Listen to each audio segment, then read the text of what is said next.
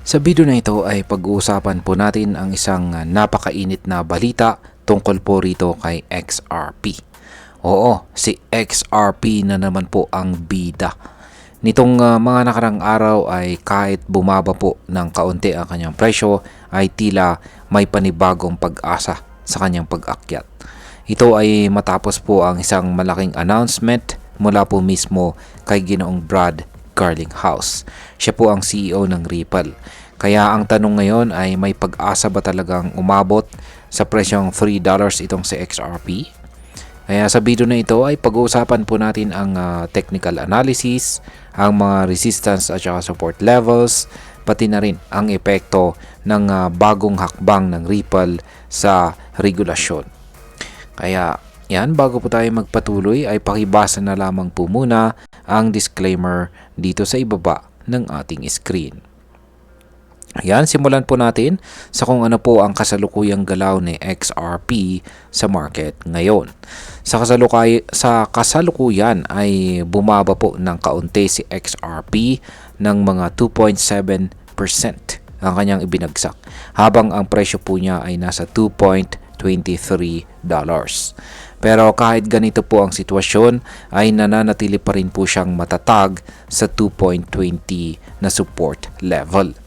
Napansin din natin na bumawa po ang daily trading volume niya ng halos 27% na umabot lamang sa $3.15 billion.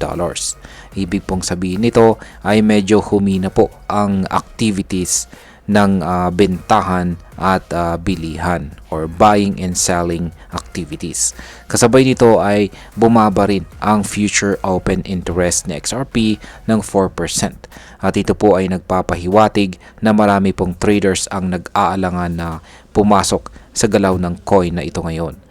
Pero sa kabila ng pagbaba ngayong araw, ang kabuang performance po ni XRP sa nakaraang linggo ay nasa positive 6.5%. Kaya kung titignan natin sa mas malawak na pananaw, hindi pa rin ganun kasama ang galaw ni XRP. Ngayon ay ano naman po ang sinasabi ng RSI at saka volatility ni XRP? Ang Relative Strength Index or RSI na XRP ay kitang-kita po natin dito sa chart na ito ay nasa value na 53. Ayan, sa simpleng salita ay nasa gitna ito ng buying at saka selling pressure.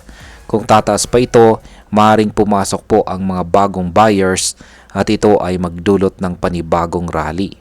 Bukod pa rito, makikita rin natin sa galaw ng presyo sa nakalipas na 24 oras na ang pinakamataas po niyang inabot ay $2.31, habang ang pinakamababa naman po ay nasa $2.21. Ibig pong sabihin ay sobrang volatile pa rin po ang kanyang galaw at mabilis tumaas o mabilis ding bumaba. Ngayon ay ano naman po ang mga key levels na dapat po nating bantayan.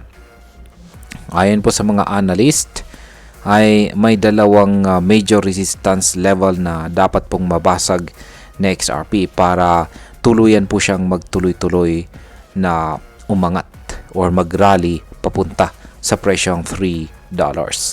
Una, ayon po kay Ginong Ali Martinez, yan, sa mga hindi po nakakalam, ay isa po siyang kilalang crypto market expert. Ayon po sa kanya ay posible pong nagfo-form sa XRP ng tinatawag na inverse head and shoulders pattern. Isa po itong bullish signal. Kung totoo ito, posibleng makakita po tayo ng 15% na breakout mula sa kasalukuyang presyo. At ang kanyang target ay nasa $2.65. Pero bago makarating dito, kailangan munang ma-break or mabasag na XRP ang $2.3 na isang resistance level. At para hindi po tuluyang bumagsak, dapat manatili po ang support sa $2.16. Kung mabasag po ito pababa, posibleng magtuloy-tuloy ang pagbaba ni XRP. Pangalawa, ayon naman po kay Dark Defender, isa rin po siyang analyst na kilala sa historical trend analysis. May pattern ngayon sa XRP na kahawig po ng kanyang galaw noong nakalipas na February 2023. Yan naman po yung mga chart ni Dark Defender. Ayan, dito po sa ating bandang kaliwa, ayan po yung chart ni XRP noong February 2023. At yung nandito po sa ating bandang kanan, ayan naman po yung kasalukuyan. At kitang-kita natin yung kanilang pagkakahawig sa kanilang pattern. Kaya ayon po kay Dark Defender ay mahalagang level po ang presyong $2.22 at ang presyong $2.07 bilang support. Habang ang susunod na dapat na lampasan ni XRP ay ang mga presyong $2.33 at ang $2.46. Kapag nalampasan po niya ang dalawang presyong ito, dito na po siya pwedeng sumilip sa presyong $3. Ngayon ay ano naman ang mga bagong updates mula kay Ginoong Brad Garlinghouse. Yan, mismong si Ginoong Brad Garlinghouse, ang CEO ng Ripple, ay naglabas po ng malaking update. Ayon po sa kanya, naghain na ang Ripple ng application para magkaroon sila ng National Bank Charter mula po sa OCC o Office of the Comptroller of the Currency.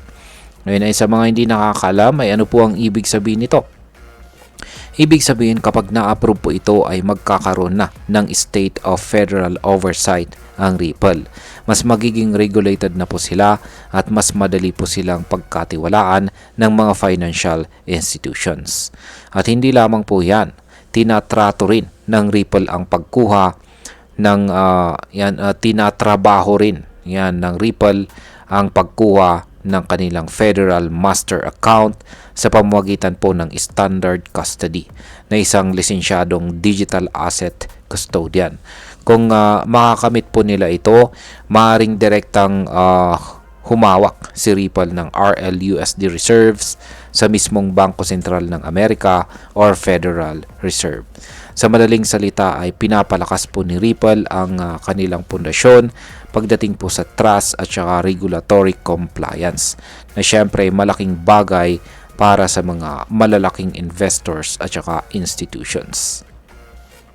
Ngayon ay bakit naman po mahalaga ito sa $250 billion stablecoin market? Ayon po sa ulat, makikinabang din ang buong $250 billion stablecoin market sa kabang na ito ni Ripple.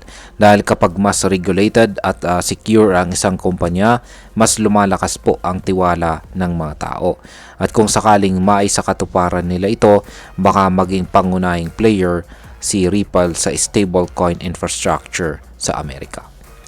Ngayon ay pag-usapan naman po natin ang posibleng epekto nito para sa atin bilang mga Pinoy crypto traders at investors.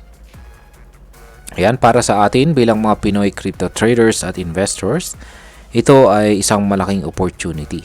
Ang galaw po ni XRP ay nagpapakita ng posibleng malakas na pag-akyat sa susunod na mga linggo.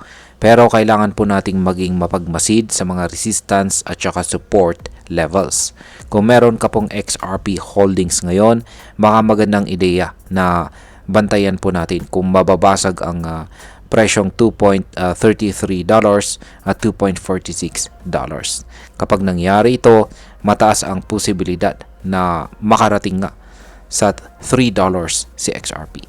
Kung ikaw naman ay naghahanap ng entry point, bantayan mo kung babalik siya sa support na $2.16 or $2.07.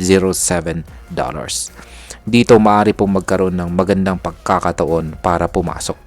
At higit po sa lahat, ang pagkuha ni Ripple ng bank charter ay nagpapakita po na seryoso sila sa long-term growth. At kung maging matagumpay po sila dito, hindi lang presyo ni XRP ang tataas, kundi ang buong reputasyon niya bilang isang lehitimong asset.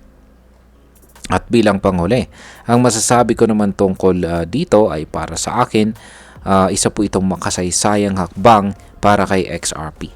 Sa kabila po ng mga legal na laban at market volatility, patuloy pa rin po ang Ripple sa pagpapalawak at pagpapatibay ng kanilang serbisyo.